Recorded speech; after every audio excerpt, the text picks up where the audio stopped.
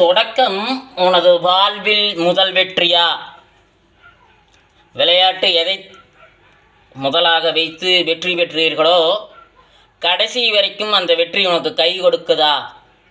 என்ன படிப்பு சார்ந்ததாக இருக்கலாம், வேலை சார்ந்ததாக இருக்கலாம், விளையாட்டு சார்ந்ததாக இருக்கலாம்.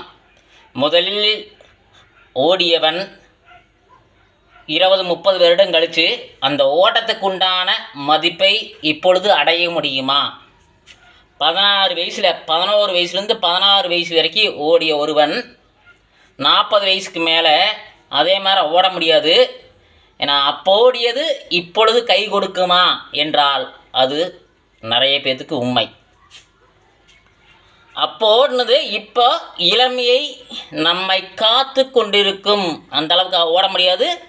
ஏன்னா சில சிஸ்டமேட்டிக்கான ஜம்புகள் ஓட்டம் செய்யலாம். அப்போ வேகமாக ஓடலாம், இப்போ வேகமாக நடக்கலாம். 11 வயசுலேருந்து 16 வயசில் வேகமாக ஓடலாம், 40 வயசுக்கு மேலே வேகமாக நடக்கலாம். அப்போ புதுசாக வித்தியாசமாக பண்ணலாம். இப்போ வித்தியாசமான முறையில் நிறைய டார்கெட்டு அச்சீவ் பண்ணிட்டு போகலாம். நிறைய விஷயம் ஒவ்வொருத்தருக்கும் ஒவ்வொரு வாழ்க்கையில் நடந்துகிட்டே தான் இருக்குது. என்னோடய வாழ்க்கையில் நிறையா நான் படிக்கும்போது பார்த்திங்கன்னா ஸ்போர்ட்ஸு 11லேருந்து 16 வயசுக்குள்ளே ஸ்கூல் படிக்கும்போது நான் கிரவுண்ட்லேயே தான் கிடப்பேன். அப்போ மக்களெல்லாம் சொல்லிட்டு இருந்தாங்க. இப்போவும் நம்ம இன்ஸ்டாகிராமில் ஜம்பிங்கெல்லாம் நான் வெளிப்படுத்திட்டு இருக்கிறேன். எனக்கு வரதை நான் பண்ணுறேன். 16 வயசு 11லேருந்து 16 வயசுக்குள்ளே சொன்ன வாய், அந்த வாயும் இப்போ நல்லா சொல்லுது ஒன்றும் தாண்டிட்டு இருக்கிறான்னு. அதோட ஒரு பெரிய விஷயம் தாங்க. அப்போ 6 அடி தாண்டுவேன். இப்போ அவ்வளோ தாண்ட முடியாது. 4 அடி தாண்டினாலும் பெருசு தானே. இப்போ பேசுகிறாங்கல்ல, பேச வைக்கிறோமில்ல. ஒவ்வொருவருக்கும் உண்டான விஷயம். முயற்சி செய்யுங்கள். பயிற்சி, சரியான பயிற்சி செய்து முயற்சி செய்யுங்க.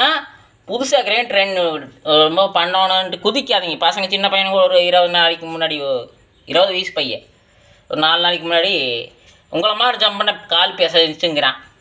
இதெல்லாம் ஆகாது. நான் சின்ன வயசுலேருந்து குதிச்சுட்டு அதனால பண்ண முடியுது. நிறைய பேர் என்னை விட எனக்கு 40, 42, 43 ஆக போகுது. சரிங்களா? ஒன்றும் நிறைய பேர் பார்த்தீங்கன்னா 50, 55 வயசுலேயும் கூட குதிப்பாங்க.